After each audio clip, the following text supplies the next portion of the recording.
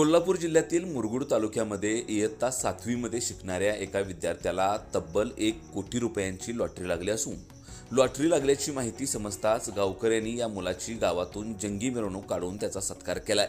सक्षम बाजीराव कुंभार असे या लॉटरी लागलेल्या मुलाचं नाव असून सक्षमचे वडील बाजीराव कुंभार हे महावितरणमध्ये कर्मचारी म्हणून काम करतात। सक्षम कुंभार याने भारत विरुद्ध न्यूझीलंड क्रिकेट सामन्यामध्ये ड्रीम 11 या ऑनलाईन खेळामध्ये सहभाग घेतला होता आणि या स्पर्धेमध्येच त्याला तब्बल 1 कोटीचा जॅकपॉट लागलाय। सक्षमनं 1 कोटी जिंकल्याचं समोर येताच गावकऱ्यांनी गावातून बाईकची रॅली काढत त्याची जंगी मिरवणूक काढली आणि आता त्याच्या खात्यामध्ये तब्बल 70 लाख रुपये जमा झाल्याचा दावा केलाय।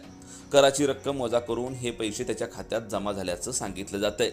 दरम्यान कोरोनाच्या काळात ऑनलाईन शिक्षण सुरू असल्यानं सक्षमकडे मोबाईल आला आणि त्याला हळूहळू ड्रीम 11 वर अकाउंट सुरू करून टीम बनवण्याचा नाद लागला आणि या खेळानंच त्याला आता तब्बल 1 कोटी रुपये मिळवून दिलेत।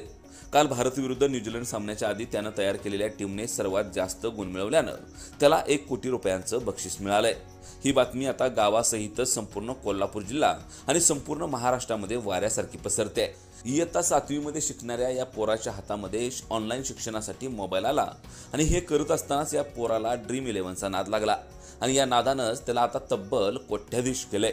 सध्या या मुलाची संपूर्ण जिल्ह्यासोबतच महाराष्ट्रामध्ये चांगली चर्चा रंगते।